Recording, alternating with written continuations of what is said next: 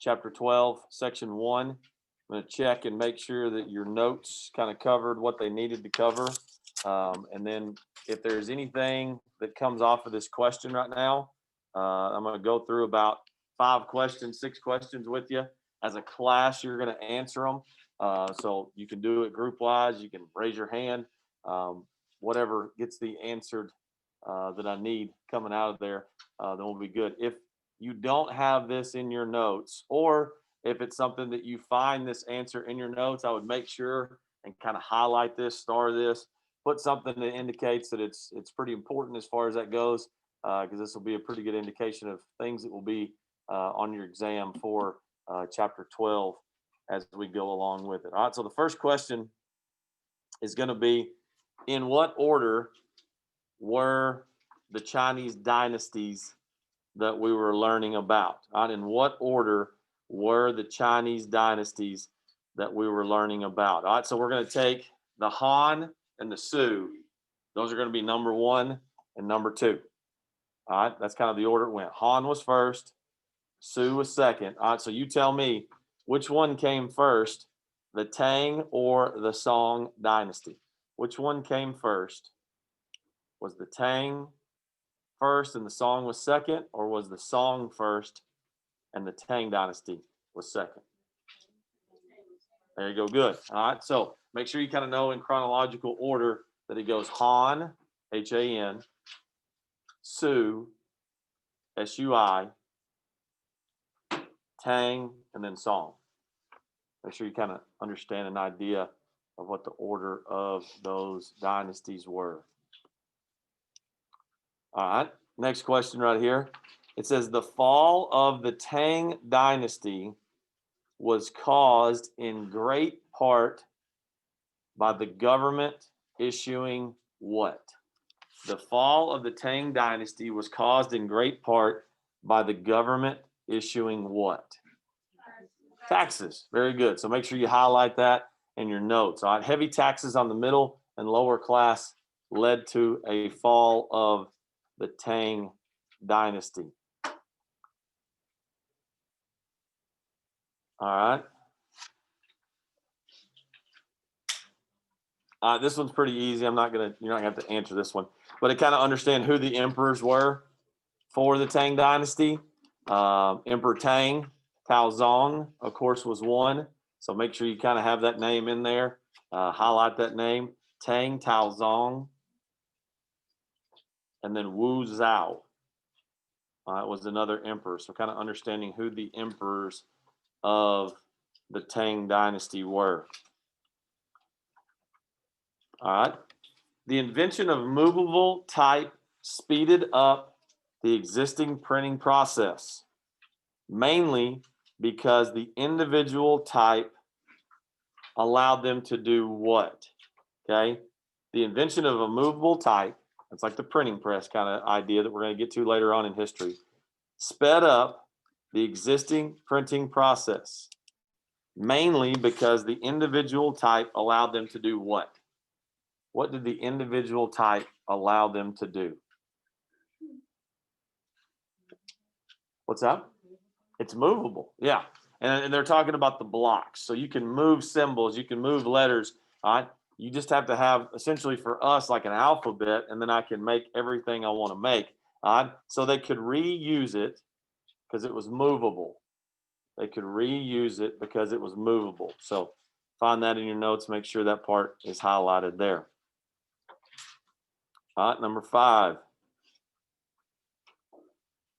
Which of these inventions were not part of the Tang and Song dynasty? All right. Which of these inventions, or which of the following inventions is not part of the Tang and Song dynasty? So porcelain, yes or no? Yes. Paper money, yes. The magnetic compass, okay, got a few no's. The microscope, which one of those is the easy one to throw out of there?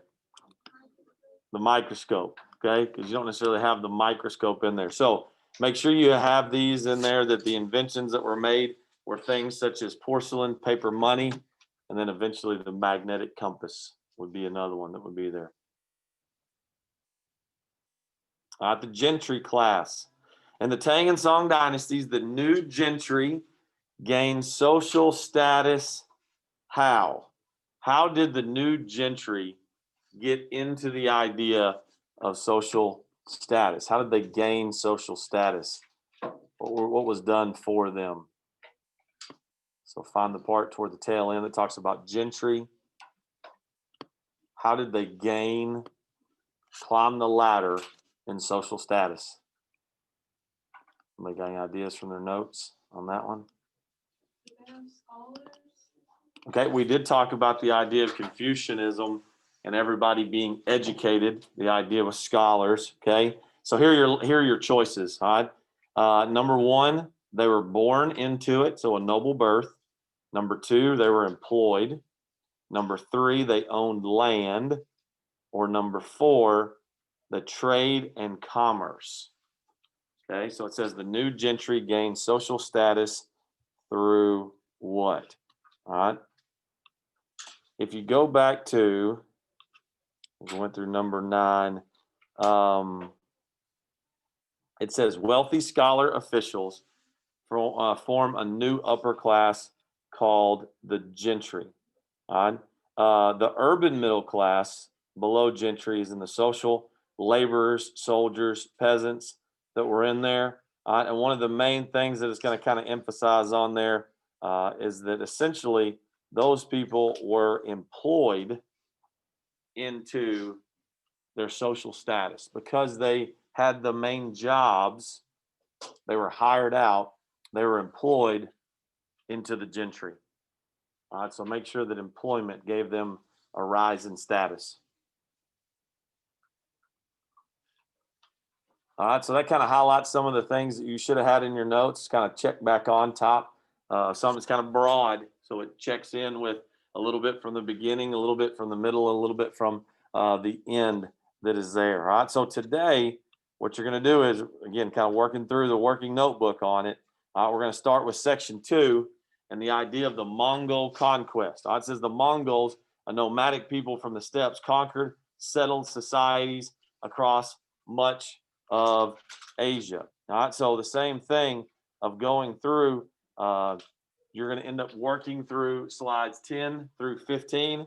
Let me pull this up real quick and I'll give you kind of an intro to section 2, and then we'll get going on you creating the notebook 4.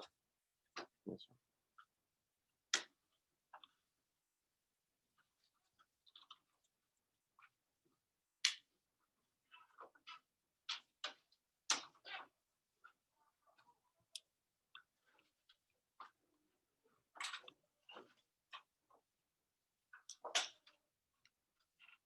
Let me go back.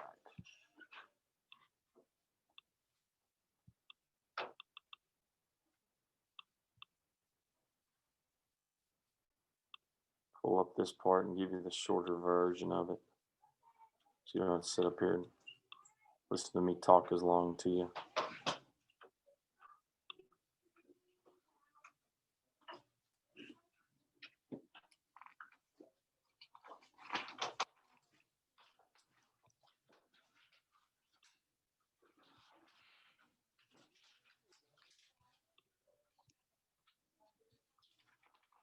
There we go. All right. So the Mongols. It says much of Central Asia is covered by flat grassland that cannot support farming. Nomadic herders lived in this area. They traveled from place to place, seeking grass to feed herds of sheep and goats. From time to time over the centuries, these nomads struck out to attack the settling farming areas and the people to the east, south, and west. Most of the time, they would only do this whenever they needed something. They're people that were nomadic. If they were struggling and they knew they had a civilization that was out there, then they would go and gather what they needed, kind of like a Robin Hood type deal. In the early 1200s, the Mongols began such attacks. Under the leadership of Genghis Khan, they met huge success. In just over 20 years, he led his people to conquer most of Central Asia. 3 factors contributed to the Mongols' military success. First, they organized their army in a logical, easy to control way with experienced fighters in command. Second, Genghis Khan was able to outthink and outwit most of his enemies. Finally, the Mongols used cruelty as a weapon. This helped convince other cities to surrender without a fight before the Mongols even got there. After Genghis Khan died in 1227, the Mongol armies continued to advance. Under Genghis's son and grandson, the armies conquered China, took parts of Korea, Russia, and threatened Eastern Europe. By 1260, the remaining empire was divided into 4 areas called khanates. The rulers in these areas gradually adopted the culture of the people they ruled. Those to the west became Muslim, those in China took on Chinese culture, and in this way, the 4 khanates actually grew apart. The Mongols proved able rulers who brought about a long period of peace in Asia because they were conquering everyone. So, therefore, since they were the original rulers of the 4 khanates, they were all under one. They weren't trying to take over each other. They promoted trade and exchanged the ideas between Asia and Europe. And along with this trade, they may have brought a deadly disease called the plague that caused widespread death in Europe in the 1300s. All right, so as your introduction to the Mongols, kind of just understand that they were a nomadic type people, but eventually they figured out that instead of being nomads and just living off the land, they could organize their army and conquer other people like other empires did and grow larger. As they grew larger, they actually brought a period of peace through their brutality. They brought a period of peace because everybody was a Mongol. Everybody was under Mongol leadership. That also promoted certain things like trade, like economy, like the spread of culture. But then it also brought on some bad things because the culture of others were squashed because they were conquered. And then it also helped spread the plague from east to west. All right. So that's going to be your introduction to the Mongols. Again, kind of going back to yesterday's, use the same PowerPoint that you were working on yesterday. Now we're going to work on slides 10 through 12. All right. And this one's going to end up being through section 2. If you were missing some stuff that I was asking in today's question, now there may be 1 or 2 that kind of pop out of there that aren't heavy hitters on your notes there. But if you need to get a little bit more in depth, if you think you're good with what you're doing, continue on with what you're doing. All right. And then we'll have that same review whenever we start class tomorrow. All right. So on your own, chapter 12-2, slides 10 through 15. All right. Write in what you need to find out of those. Anybody have any questions? Everybody good? Perfect.